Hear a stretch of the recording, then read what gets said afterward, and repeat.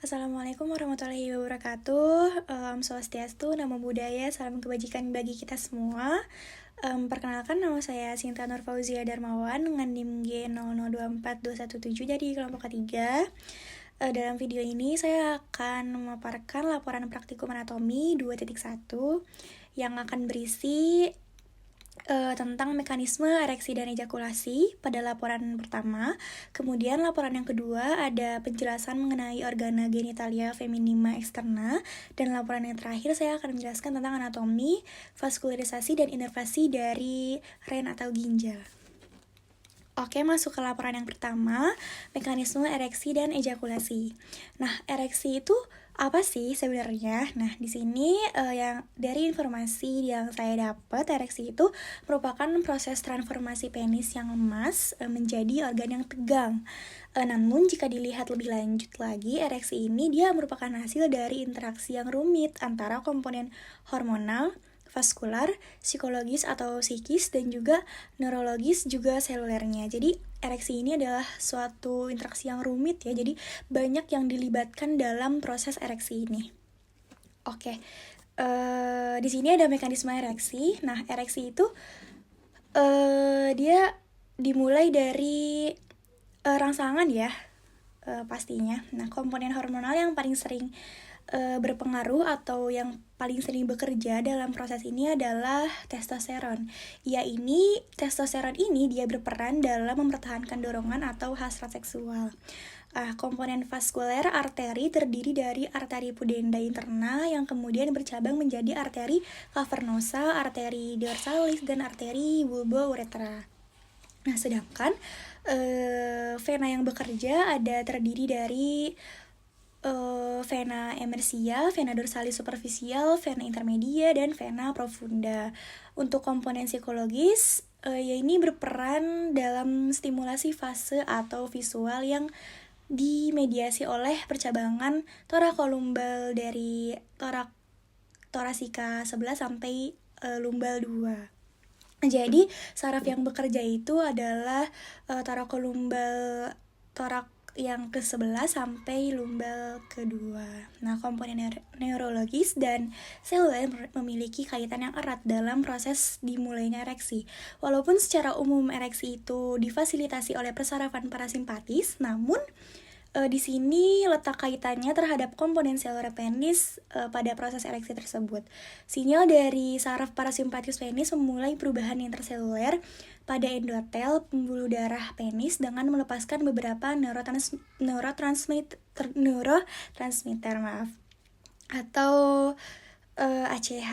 Nah, kemudian ada juga yang namanya vasoactive intestinal peptide atau VIP, dan juga nitrit oksida dari setiap ujung serat saraf parasimpatisnya.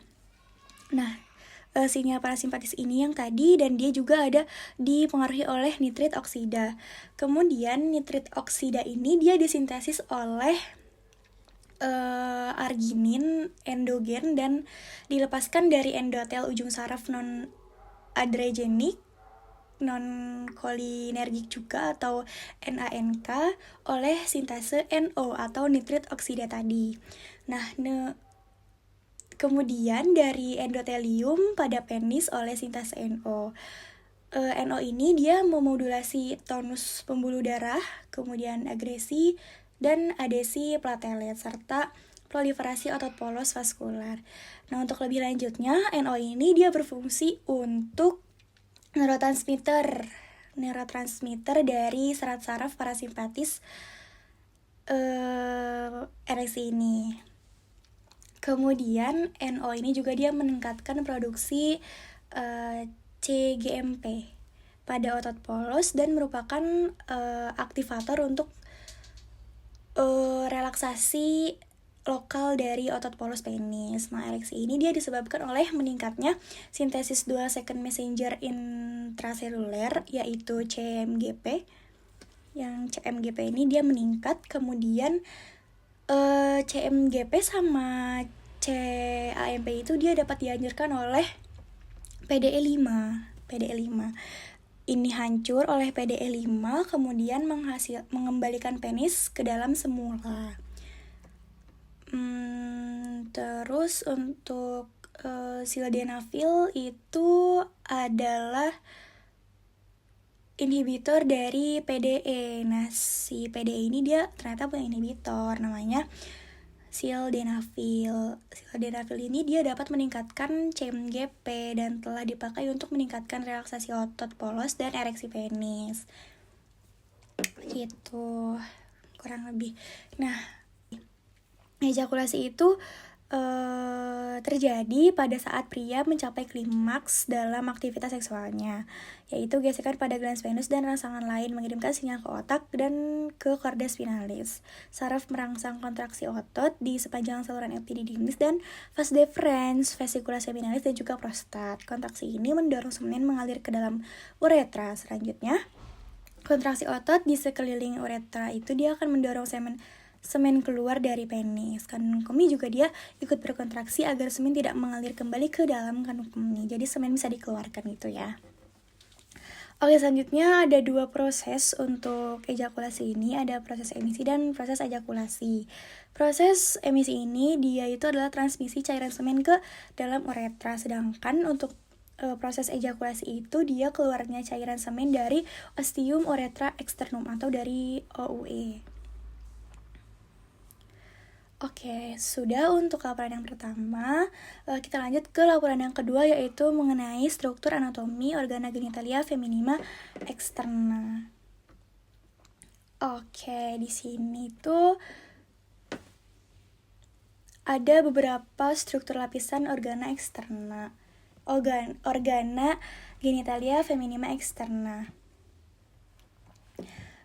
Yang pertama ada mons pubis, ada juga klitoris, labia minor, labia major, dan vestibulum, juga ada glandula vestibularis mayor. Nah, mons pubis itu yang mana sih? Mons pubis itu ini, yang ini. Nah, yang ini itu pubis simplicis. Nah, itu sama, mirip ya. Lanjut, mons pubis ini dia itu terdiri dari massa jaringan adiposa subkutan di anterior simfisis pubis dan dia menanggung sebagian besar dari rambut kemaluan. Jadi ya, lanjut ke klitoris. Klitoris itu yang mana sih? Klitoris itu dia yang ini. Yang ini. Kecil itu namanya klitoris. Klitoris ini dia adalah struktur erektil homolog dengan penis pria atau di glans penis, kemudian terletak di bawah mons pubis di ujung anterior vulva. Dia ini mirip dengan penis. Klitoris terdiri dari krafria yang berpasangan, kemudian dia ada kolum dan dia juga punya kelenjar. Nah, tidak sebagi dia klitoris ini nggak kayak punya yang cowok. Dia klitoris ini tidak dibatasi oleh kulup atau dilubangi oleh uretra. Selain itu, sebagian besar klitoris bersifat interna, hanya kelenjar yang terletak di bagian luar. Kemudian klitoris ini dia muncul sebagai crura. Dia juga punya dua struktur erektil. Ada yang melekat pada rami ischiopubik di bagian anterior, dan masing-masing krusnya itu menyatu untuk membentuk pasangan corpora cavernosa dari klitoris. Kemudian yang secara kolektif dikenal sebagai badan yang terbungkus oleh lapisan jaringan ikat fibrosa. Kemudian dikenal sebagai tunika albuginia.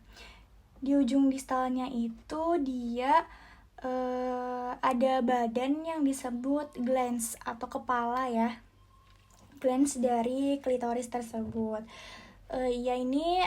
Dia merupakan tuberkulum kecil jaringan erektil yang muncul dari persimpangan vestibulum bulbo vestibularis, di mana bagian eksternalnya itu dia terletak di frenulum klitoris seperti itu. Dan preputium klitoris ini dia ada di bagian posterior yang juga lipatan yang dibentuk oleh bagian labia minor.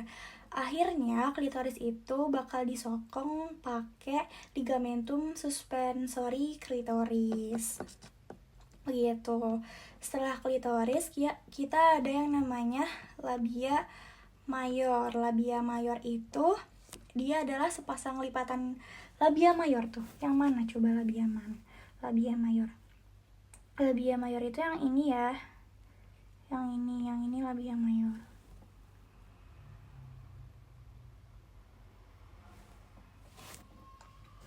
Nah, labia mayor ini dia adalah sepasang lipatan dan jaringan adiposa tebal yang ditemukan di inferior mons pubis. Nah, fisura di antara lipatan disebut ada namanya celah pudenda.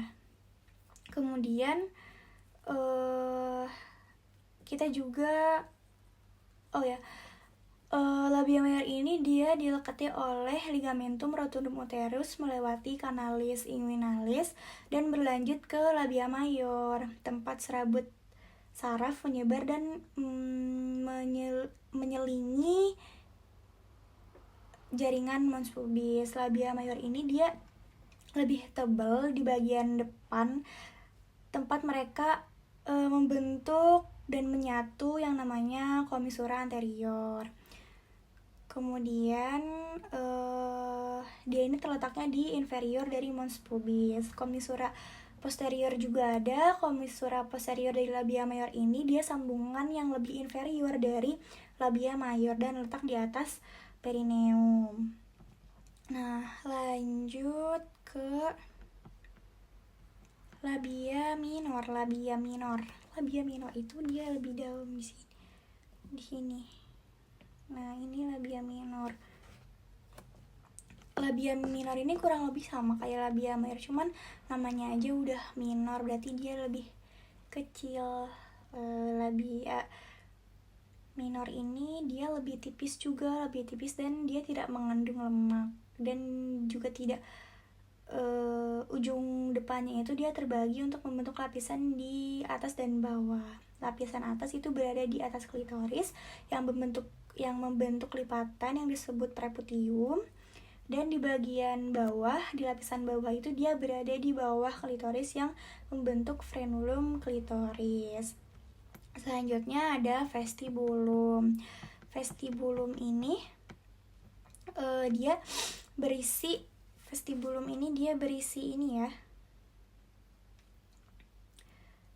dia berisi nih vestibulum yang ini. Nah, ini vestibulum. Vestibulum itu dia berisi lubang kencing dan vagina beserta luar kelenjar vestibulum mayor dan minor. Dan preputium juga bisa ditemuin di sini.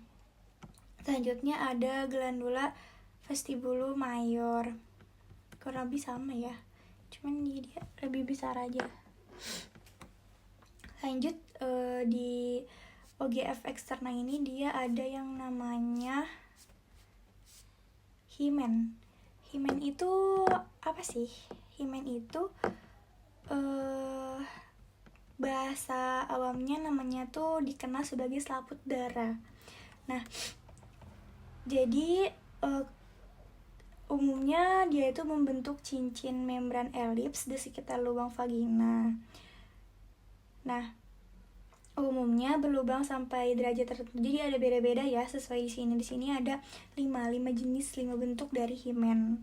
Yang paling sering tuh di bagian tengah seperti bentuk donat. Dan sisa-sisa cincin membran ini pada perempuan dewasa dikenal sebagai karunkel himen yang muncul sebagai peninggi tipis di selaput lendir di sekitar lubang vagina. Ketika selaput darah menutupi seluruh lubang vagina, itu dikenal sebagai selaput darah imperforata yang ini. dia itu nggak normal ya, soalnya harusnya tuh dia tuh ada celah kecil gitu. Nah tapi si himennya itu dia malah nutup semua. Nah biasanya itu uh, apa ya, kalau udah, ya pokoknya itu suatu kelainan aja. Kalau di cewek tuh biasanya kalau yang misal udah umurnya cukup tapi dia belum haid juga, ada kemungkinan dia mengalami himen imperforata, di mana si himennya itu dia nutup, jadi nggak ada celah buat si darah haid itu keluar gitu. um, gitu. Setelah berdarah imperforata ini dia juga bisa sobek secara alami, secara alami gitu. Sudah untuk yang organa OGF interna, dia pokoknya ada, himen itu ada 5 jenis ya, ini bisa dilihat namanya. Yang A ini yang normal, yang B yang imperforata, yang C ini yang mikroperforata. Dia ada robekan tapi sedikit. Yang ini ada cribriform dan septate. Lanjut ke laporan yang 3, ada anatomi dari ginjal. Nah,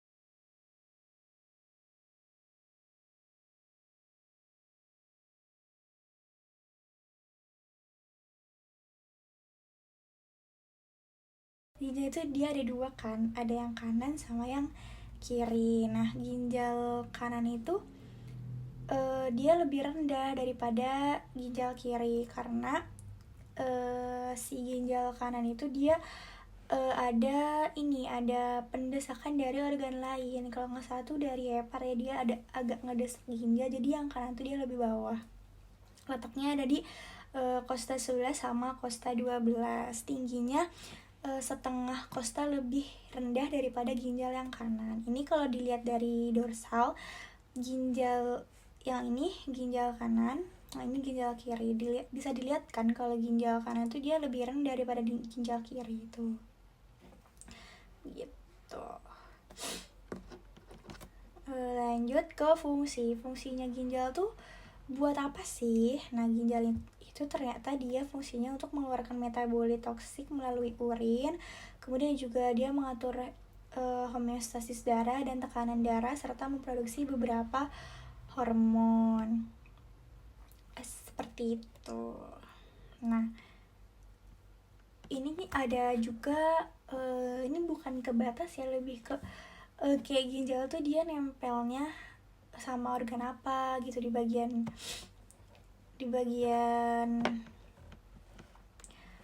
lateralnya, posterior, inferior gitu, kayak nempel sama bagian apa. Ini bisa dilihat yang merah-merah ini berarti dia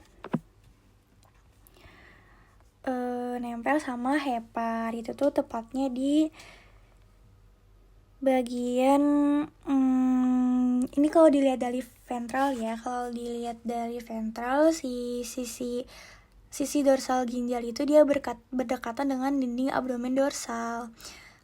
Sedangkan sisi anteriornya dia menempel pada beberapa organ lain bersama dengan glandula seminalis. Ginjal dipisahkan dari organ-organ abdomen lain dari peritoneum parietalis, fascia renalis, dan kapsula adiposa. Oleh sebab itu, area kontak anterior tidak memiliki referensi klinis. Jadi yang anterior itu dia nggak punya referensi klinis. Begitu. Nah, lanjut ke struktur interna dari ginjal. Nah, kalau dilihat dari sini, ginjal itu dia terdiri dari korteks renalis dan juga medula ya. Medula renalis. Nah, korteks sama medula. Nah, medula ini dia dibagi jadi beberapa bagian. Yang berdasarkan bentuk ada namanya piramida renalis. Mana ya? Ya pokoknya ada yang namanya piramida renalis. Terus ada juga columnae renalis yang ini yang ini. Columnae renalis, dia itu terletak di antara piramida di ginjal. Satu piramida dan area kortikal di dekatnya disebut lobus renalis. Batas antara 14 lobus tidak dapat dilihat dari permukaan ginjal. Ujung piramida atau papilla renalis ini dia memasuki kalikes ginjal. Dia memasuki kalikes ginjal. Ternyata ini papilla ginjal. Kemudian bersama dengan jaringan adiposa dan pembuluh darah ginjal. Nah, sedangkan si pelvis renalis atau pelvis ginjal itu yang ini dia terletak di dalam recessus medialis parenchyma ginjal atau nama lainnya sinus ginjal. Lanjut ya. Nah, ini ada bagian-bagian dari ginjal. Ada margo lateral, margo medial. Ini margo lateral yang ini, yang hijau-hijau. Yang di sebelah saya dia margo medialis. Dan ada juga hilum dan arteri renalis. Nah,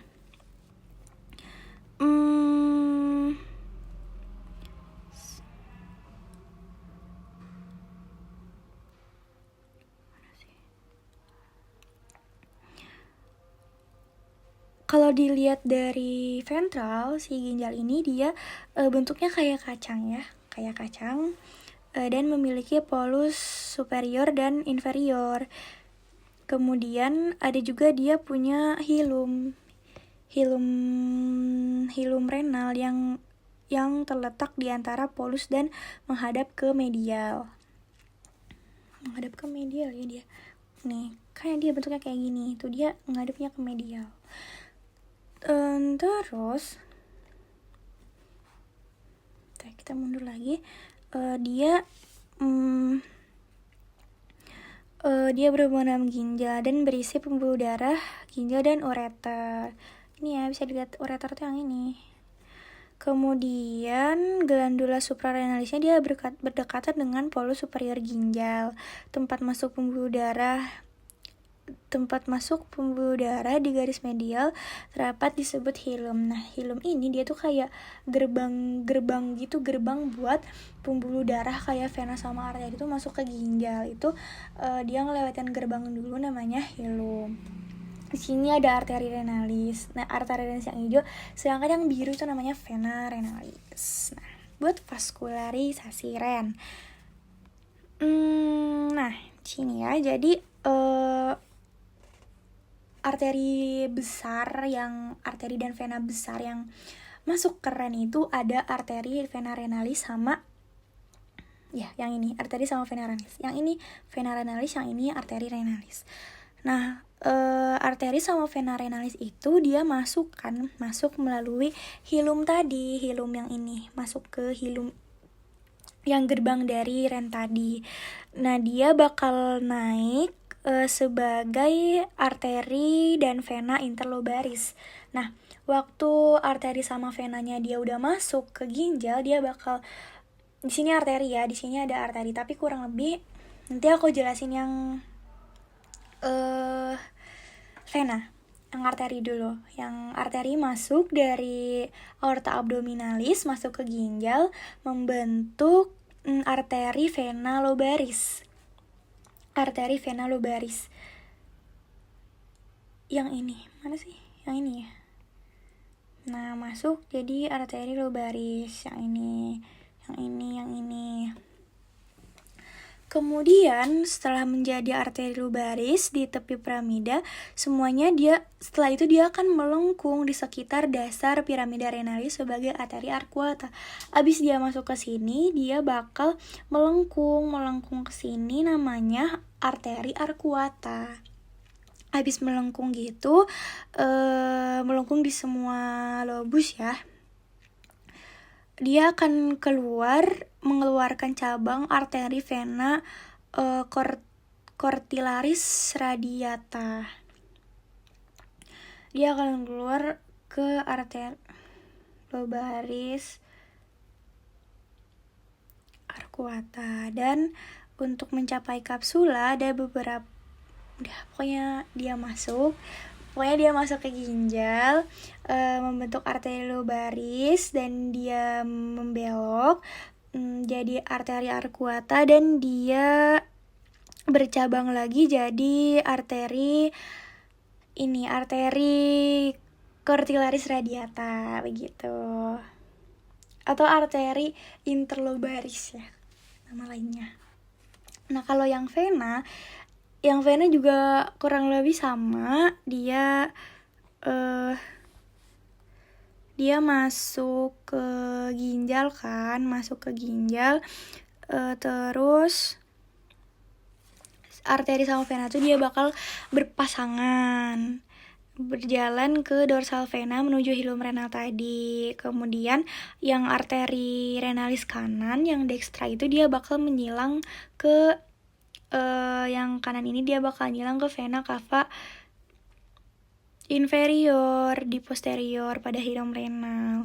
Nah, untuk vena renalis ini dia itu bermuara ke vena cava inferior di kedua sisinya. Yang ini ya, yang gede, vena cava inferior bakal bermuara ke situ semuanya. Kemudian arteri renalis kiri itu dia menerima darah dari 3 sumber. Yang kiri ini dia menerima dari 3 sumber, 1, 2, 3, yaitu 3 sumber. Sedangkan pada yang kanan vena-venanya mengalir langsung ke vena cava inferior. Ada vena yang 3 itu ada vena suprarenalis sinistra, ada testicularis, sama praenica inferior sinistra. Nah, kemudian ada juga yang dia juga siran ini dia diinervasi oleh nervus plexus renalis di sekitar arteri renalisnya, begitu. Nah, ini buat inervasi ginjal. Inervasi ginjal itu dia di ginjal diinervasi sama nervus planicus dan nervus vagus.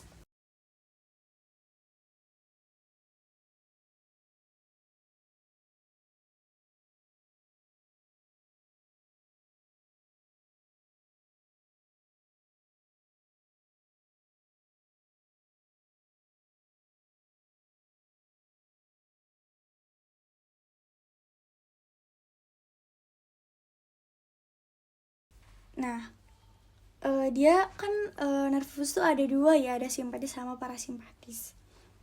Nah, kedua nervus ini dia itu alirannya keluar dari thoracolumbalis thoracica 10 sampai lumba 1. Dia membeli suplai vasomotor melalui saraf splenic thoracolumbalis setelah bersinaps di ganglia ginjal sama selikalia. Nah, kalau nih nervus splenicusnya yang hijau yang kecil. Nah, setelah itu serabut parasimpatis dari nervus vagus ini dia berperan sebagai parasimpatis, sedangkan yang nervus splenikus tuh dia sebagai simpatisnya. Dia selain ada nervus vagus, dia itu ditemenin sama plexus intermesenteric yang juga sama menginervasi ginjal. Serabut efren yang menyebabkan nyeri dari visceral berjalan sepanjang jalur simpatis. Nah, serabut efren ini dia mendeteksi nyeri yang berasal dari batu ginjal atau yang ada di pelvis renalis ya, kalau ada kayak gitu kurang lebih ya. Pokoknya intinya inervasi ginjal itu sama nervus splenikus dan nervus vagus. Sudah, terima kasih. Sekian dari saya. Semoga bermanfaat. Mohon maaf atas segala kesalahan dan kekurangannya. Assalamualaikum warahmatullahi wabarakatuh.